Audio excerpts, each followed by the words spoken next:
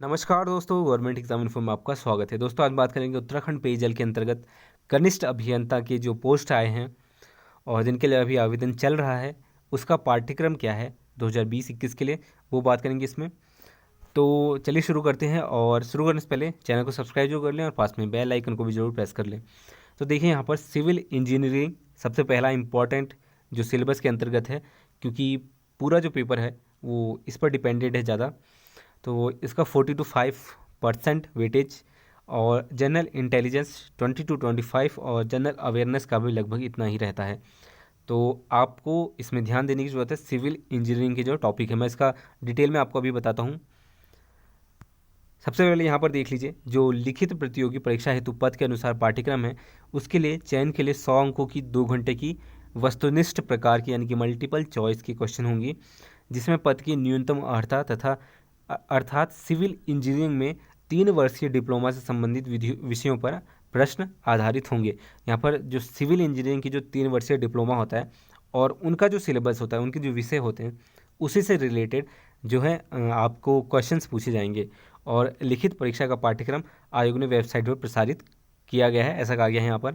दोस्तों यहाँ पर कहा गया कि आयोग पर प्रसारित किया गया है, लेकिन आयोग ने इसके लिए कोई ऑफिशियली अगर आप जाकर देखेंगे तो आपको ऐसा कोई सिलेबस नहीं मिलेगा सिविल कनिष्ठ अभियंता के लिए। सबसे पहले बात कर लेते हैं कि सिविल इंजीनियरिंग के जो सिलेबस है उसमें क्या क्या आता है।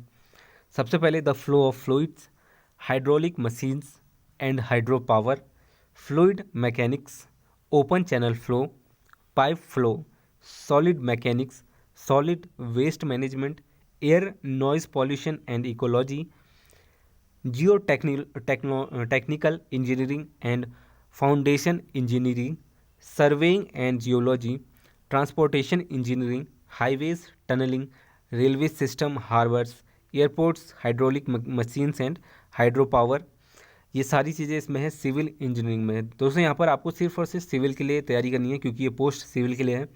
आपको मैकेनिकल या फिर इलेक्ट्रिकल के लिए इसके लिए तैयारी नहीं करनी है।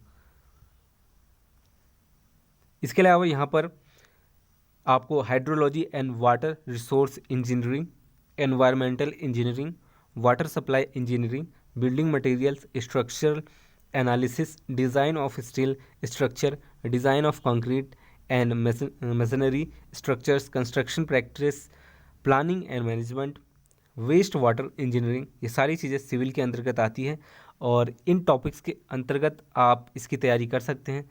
इसके लिए कोई उत्तराखंड सिविल इंजीनियरिंग के लिए कनिष्ठ अभियंता के लिए कोई बुक ऐसी अवेलेबल नहीं है अभी मार्केट में, लेकिन आप इन टॉपिक्स के अनुसार कोई भी बुक जो इन टॉपिक्स को फॉलो करती है उसको आप प्रेफर कर सकते हैं इस पोस्ट के लिए।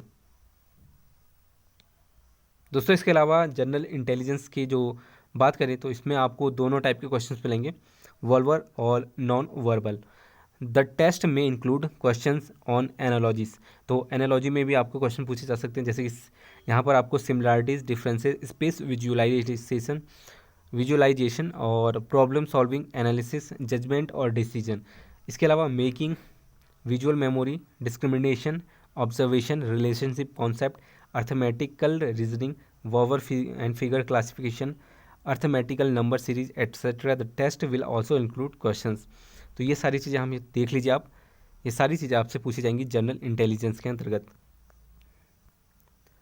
इसके अलावा बात करें जनरल अवेयरनेस की, तो the environment around him and her and its application of to society. Question will also be design to test knowledge of current events, यानी कि करंट अफेयर्स जो अभी चल रहा है, such matters of everyday observations and experience, their scientific aspect as may be expected of any educated person.